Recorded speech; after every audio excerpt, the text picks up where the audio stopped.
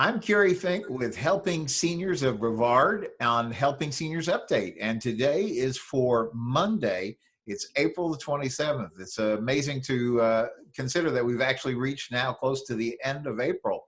And we here at Helping Seniors are excited about the things that are coming up. I have with me the privilege of having Joe Steckler, our president and founder. And we're going to talk a little bit about car raffle, helping seniors, and some things like that today. Hey, Joe, how are you? Well, after we finally managed to get on this thing today, I'm feeling much better, and I feel better. Good. But you know, Kerry, you and I have been working at this for about 10 years now, trying to help people, and we've seen so many changes. And this update on Monday is 2 days past what would have been our 4th annual car raffle. Right. And what I really, as the founder of the organization, would like to make a point of with our people watching this show is that we don't do these things by ourselves. And so many people really don't understand what a nonprofit organization is. Mm-hmm. It is only nonprofit in name, in that we don't pay taxes. Mm-hmm. We still have to raise money Mm-hmm. to pay people. I don't take a salary. And the reason I don't take a salary is because we can't afford it. That's simply put. Mm-hmm. We can do radio, we can do television, we can do newspaper columns, we can have an office, we have an education specialist that answers people's questions, and we can do all those things. But we cannot do this without the support of the people that are looking at you and me talking wherever they are on what site, whether it be Twitter or what sites can they look see us on? Well, you can find Helping Seniors on Facebook. You can find us on Twitter. You can find us on LinkedIn. You can find us on Instagram. You can find us on YouTube. And you can find us on our own website, helpingseniorsofbrevard.org. And if people care anything about other people, stop and think for a moment what a $25 donation could do for if we had enough people that wanted to make that $25 donation. And when I say $25 donation, folks, you're not giving us a $25 just for nothing. You can give us a $25 donation and we'll send you a ticket for the car raffle. It's still going to be gone. We're going to hold that car raffle. Yes. So do we want to talk about the car raffle and why we postponed it and some of the things I got there between you and me? Yeah, that's a good point, Joe. As you know, from the get-go, we had scheduled April 25th to be the Helping Seniors Car Raffle date. Traditionally, it's been the last Saturday in April, and that was our hope for this year. But of course, none of us hoped for having a COVID-19 situation, and we all agree that safe is good. And as you know, Florida's governor, along with the federal government, they've all agreed that we need to take this pause. They called it 30 days to stop the spread. That's all through the month of April. And of course, that comes square in the middle of where we had planned to have the Helping Seniors Car Raffle. And I think they're going to maybe start to ease some things as we get back into May, but nobody's sure exactly when things open up. And as you know, also the governor himself had put a strong restriction against what he called large gatherings. So, of course, last year we had more than 2,000 people through the American Muscle Car Museum, and that definitely qualifies in our area as a large gathering. So I know, Joe, you've already been communicating back and forth with Mark, and he's definitely promised to give us a date as soon as you guys can figure out when things are opening back up. And that's one of our challenges. We can't say with a certain point what day that is, except that we guarantee it's coming. Yeah, you know, one thing, you know, you're an old time guy in radio, and I learned a lot through my career in the Navy and everything. When we use acronyms or names, a lot of people don't think about the importance of when we toss a name out there. Mm-hmm. You just mentioned the name Mark. Mark is Mark Pylock, and Mark Pylock is the owner of the American Muscle Car Museum. And folks, he's got an inventory of around 260 muscle cars there. And he's got a collection of Schwinn bicycles. He's got old gas pumps from the 1920s. And these aren't fake things, these are real. And it's just the $25 donation to get in to see the place is a fantastic thing. And plus you get food, we have beer, we have wine, we have all kinds of things. And this, we're still gonna do it. And just like you say, if people, they can continue buying tickets, they can continue doing all these things. And it's really important, folks, that you do keep buying those tickets, because if you don't buy the tickets, we can't keep our doors open. And so, you get other charities calling you 4 or 5 times a day. We don't do that. I'm not going to do that, because I've been the recipient of that for so many, many years. And I refuse to do that. I will ask you, I will do things like you and I are doing today. But Kerry, there's one other thing that I would like to talk to the people today that help us. And since I am in that group, I'm 86. And this coronavirus has taught us something, that there are things out there that can affect seniors. And too often we become too dependent on seniors to do things for other seniors and for middle-aged people, or for poor, or for indigent people. And when we have crises in our countries like this current pandemic on the coronavirus, the helpers that were out there to help Meals on Wheels and deliver food to families and get them help, those are the people that are the most vulnerable right now, and they can't deliver those meals.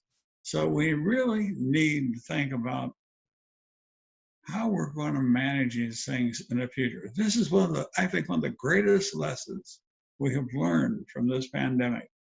I think Franklin Delano Roosevelt said the only thing that we had to fear is fear itself.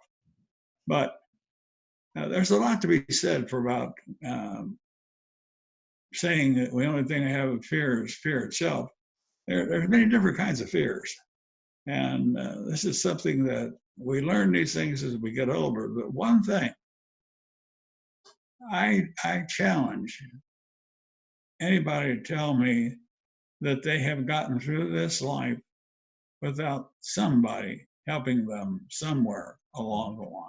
Well, I was just going to say, I think what you're saying is so right. We've always called it, some people call it pay it forward and things like that. But, we've talked about this many times on the radio show. We use the line in Brevard County, if you live here, where 1 out of 2 meets the AARP definition of a senior, which they call 50 plus, and 1 out of 4 is over 65. Then if you live in Brevard County, you either are a senior, love and care for a senior, or God willing, going to be a senior. And so the point of Helping Seniors is by having that senior information helpline, which takes these calls, and Kim Bernard, our education specialist, is helping people all the time, working through finding connections for anything. It can be problems with housing, transportation, medical, financial, legal, transportation. I mean, just the list goes on. And this is the work of Helping Seniors. And over the time that Helping Seniors has had the helpline established, we've helped close to over 3,000 families free of charge. And that's an important resource, particularly when you consider the number of seniors who are moving into our area, the number of people who are becoming seniors every day because of another birthday, or a lot of times, as we talk about too, it's the children of seniors who maybe live out of state, but they have a mother or a father or an aunt or an uncle or something like that living here along the Space Coast, and they don't know who to call or who to trust or where to get information.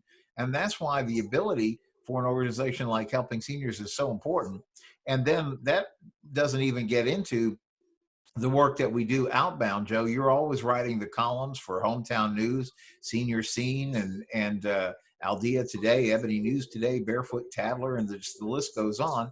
The TV shows, the radio programs, we're always trying to get information into the hands of people. And that's why this effort is really so important because we all also often say aging is on the job experience, and so if you can gain some wisdom or some ideas or some thoughts by people who have some expertise in this, put you way ahead of the game. Well, Kerry, I get concerned because at my age, I realize that I've learned a lot, and people call me for advice all the time. I'm not going to give somebody advice unless I got a pretty good idea on what to say. But I'm not always right. But for many years, I wanted to start an advocacy council for our county because, like you say, we are a very, very senior county.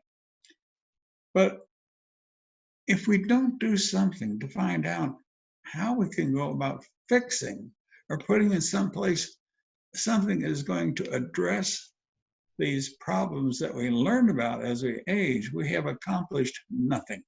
Mm-hmm. And so we're just about ready to launch our advocacy council when this doggone pandemic thing started up. But folks, we're not going to give up.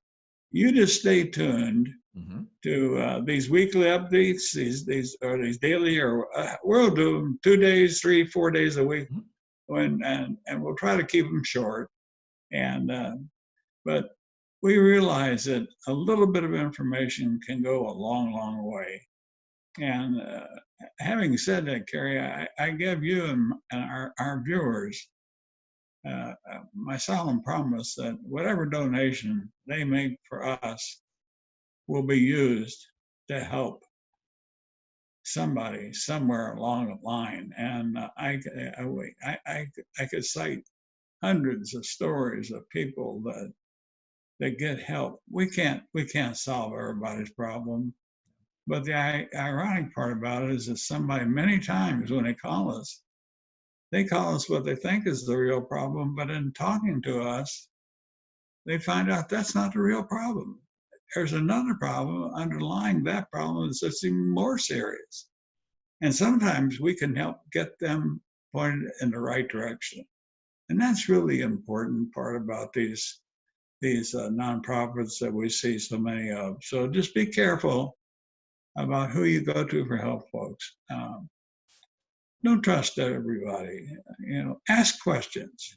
Make sure you're trying to get the right information. And I can give you my word that I'll never, nor will Kim, our education specialist, or you, our media guy, will never give anybody something that we don't know is the truth. And that's important. Really, over the years, I think people can see the work that you've done in the community on behalf of seniors, both in terms of the legacy of establishing the Joe's Clubs in our area for those that need adult daycare, but then over the years, what's been happening with Helping Seniors to the point that it's now a well-respected agency that has the ability to cut through red tape for people. And mainly a lot of times that has to do with your expertise, Kim's expertise, about knowing who to go to when a senior is confronting a certain problem. And I think about the panel of experts that have joined forces with Helping Seniors to help us make sure that we're getting good information to seniors. I'm thinking of people like Bill Johnson, who's a board certified elder law attorney. I'm thinking of people, there's some great television programs that you've done with August Velton of August Velton and Associates that talk about retirement, Social Security planning. There's all kinds of wonderful resources that are available, and particularly when we're at home and we're supposed to be sort of staying indoors and kind of making sure we're socially distant. What a great time to take advantage. I'd almost call it a university of senior learning because there's so many videos and things that are out on the Helping Seniors YouTube channel. We have all the radio shows archived, all the newsletters are archived. There's just a wealth of information there that people can dig into from the world of Helping Seniors. You're right. And folks, I assure you that if you tune in for our updates, I'm going to make sure Terry doesn't make me or other people talk as long as we do sometimes. But sometimes it's important to talk. And there are important things to learn, important things to hear. and there's a lot of important decisions to be made. But Kerry, I'll go back to one thing that you and I were talking about, and we've talked about many, many, many a time. We know what we see here with our own eyes. We don't know what we can't see ahead, what's ahead of us on the other side of where we are today. Right.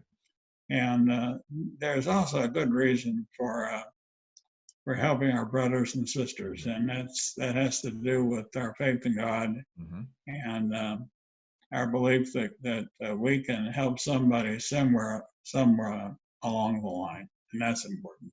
And that is exactly what it's all about. Well, for today's Helping Seniors Update, we'll leave it there. I want to invite you to visit helpingseniorsupdates.com. You'll find a lot of links that we put together that can put you in touch with everything from figuring out where your stimulus check is, if that's applicable, to food banks. There's a lot of work that's gone into that. helpingseniorsupdates.com. Thanks, Joe, and we'll be back on Wednesday with another update, and day by day getting closer to being able to announce a new date for the Helping Seniors Car Raffle Grand Drawing. That is going to be a big party that we can all look forward to. So thanks, Joe. Thank you for having me, Kerry. All right, and thank you, viewer, for tuning in. We'll see you next time on Helping Seniors Updates. Bye-bye.